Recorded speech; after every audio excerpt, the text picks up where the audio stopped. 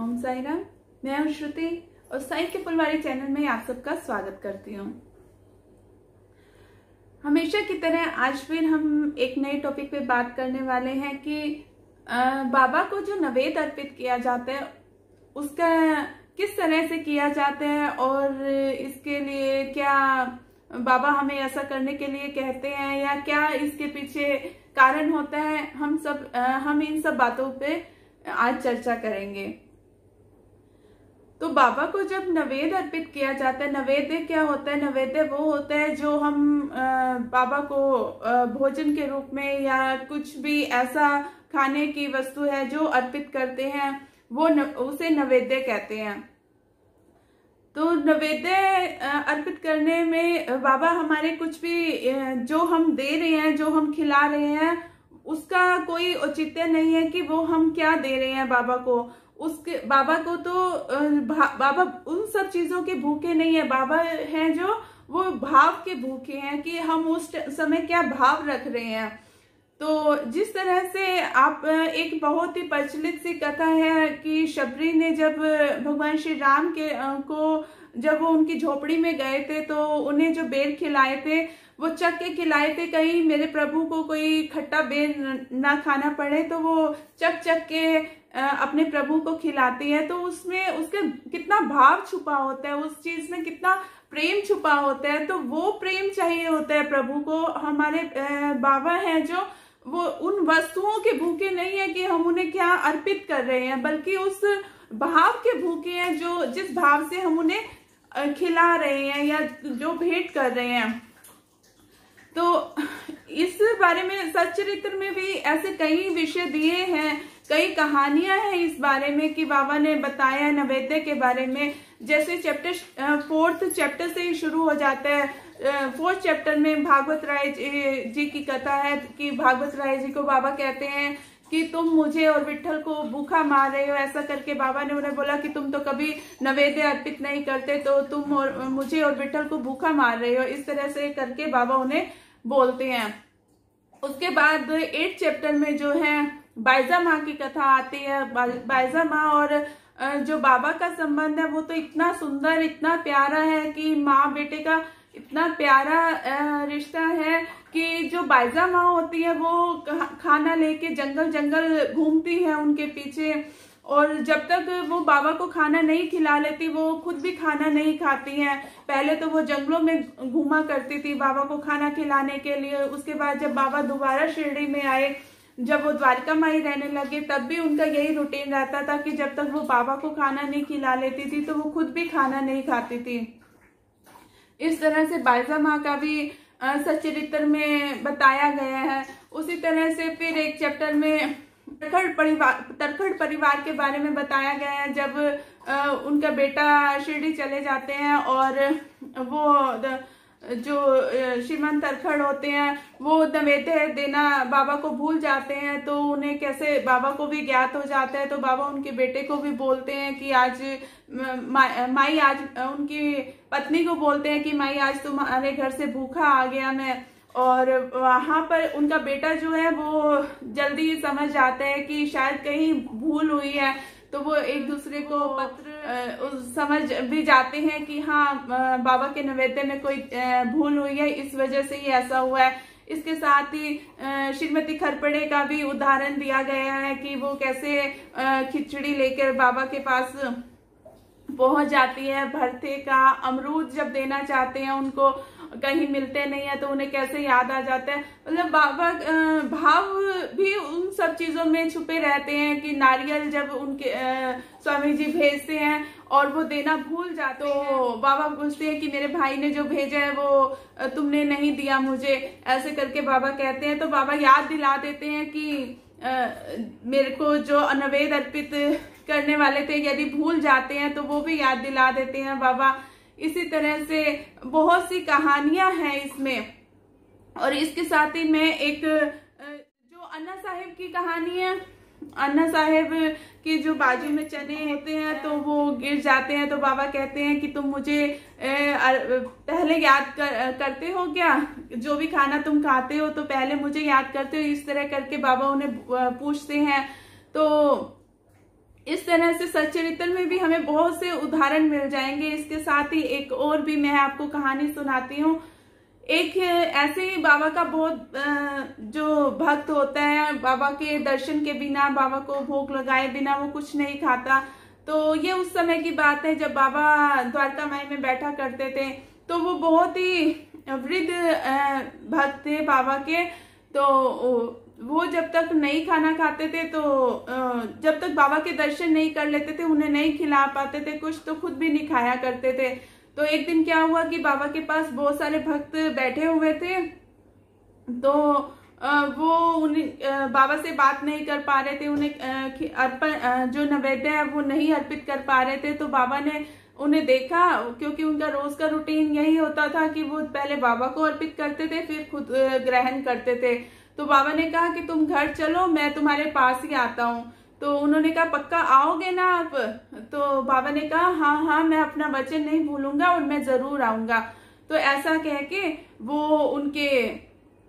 वो वहां से चले गए। तो वो अपने घर में जाके इंतजार करने लगे बाबा का। अपना खाना जो नैवेद्य है उन्हें अर्पित करना था, वो लेके बैठे और बाबा का इंतजार करने लगे। तो जब वो बाबा का इंतजार कर रहे थे तो एक कोढ़ी आता है उनके पास और वो खाना मांगता है। तो वो कहते हैं कि मैं बाबा का इंतजार कर रहा हूँ, तुम मुझे परेशान मत करो, तुम यहाँ से चले जाओ।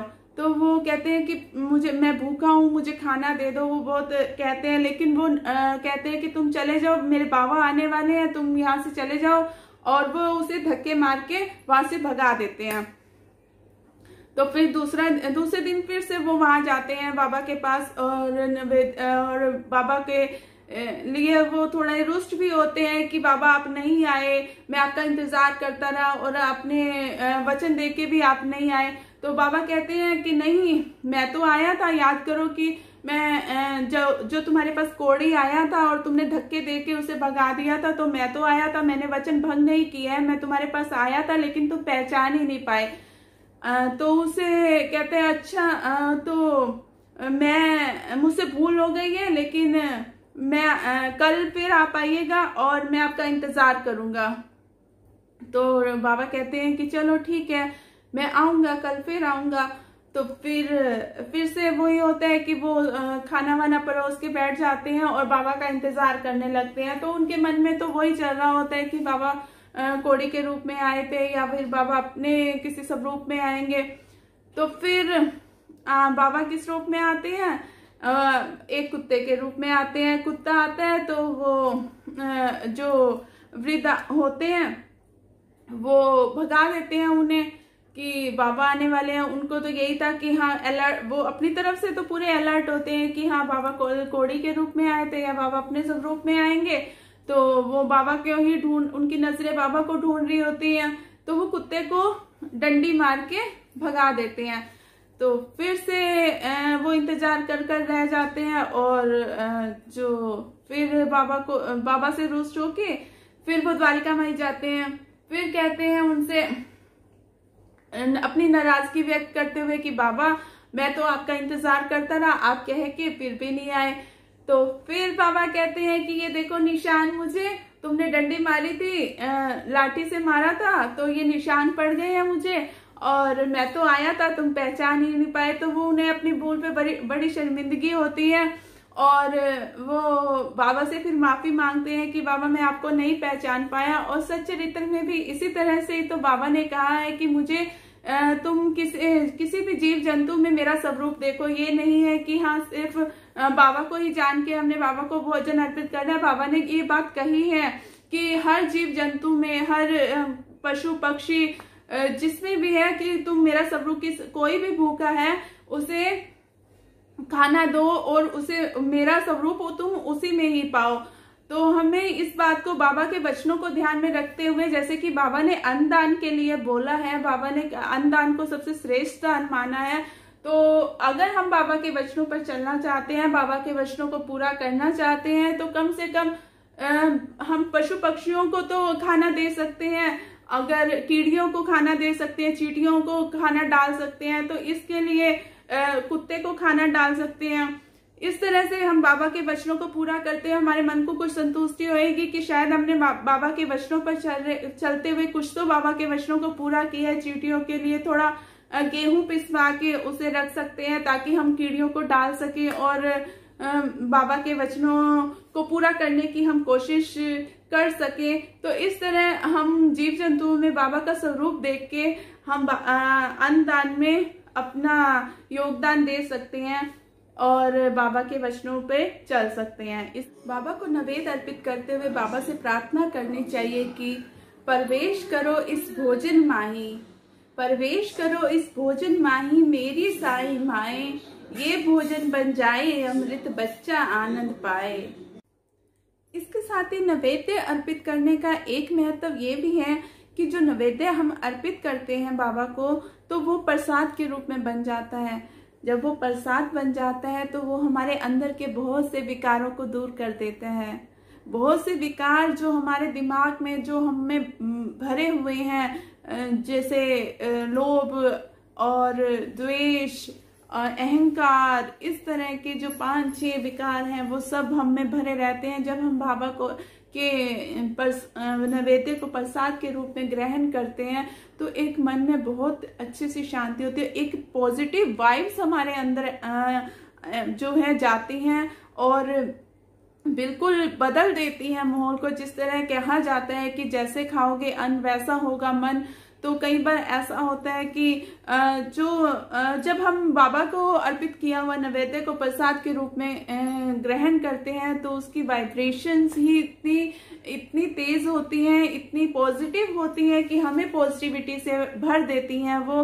तो यही वजह है कि बाबा को नैवेद्य अर्पित किया जाता है और उसे प्रसाद के रूप में हम ग्रहण करते हैं और बहुत सी पॉजिटिविटी अपने अंदर भी जो है कि महसूस करते हैं। तो इसलिए और घर में बहुत सी शांति फील होती है, मन में शांति फील होती है। इवन के जो बरकत होती है, यदि हम बाबा को भोग मतलब अपने किसी भी इष्ट को, मैं ये नहीं कहती कि बाबा को, कि अपने जिसको भी हम मानते हैं, जिस भी प्रभु को हम मानते हैं, यदि हम उनको अर्पित करके खुद ग्रहण करते हैं तो जो बरकत होती है वो भी अपरंपार होती है। जो घर में बरकत पड़ती है, जो ग्रोसरी में बरकत पड़ती है, हर चीज में बरकत पड़ती है। इस चीज को आप आजमा के देखिएगा और फिर बताइएगा कि हाँ आपको फर्क पड़ता है क्या नहीं, क्योंकि वो जो चीज है वो हमारे पूरे घर की वाइब्रेशंस को चेंज कर देता है। इसके साथ ही ओम साई राम, जय साई राम।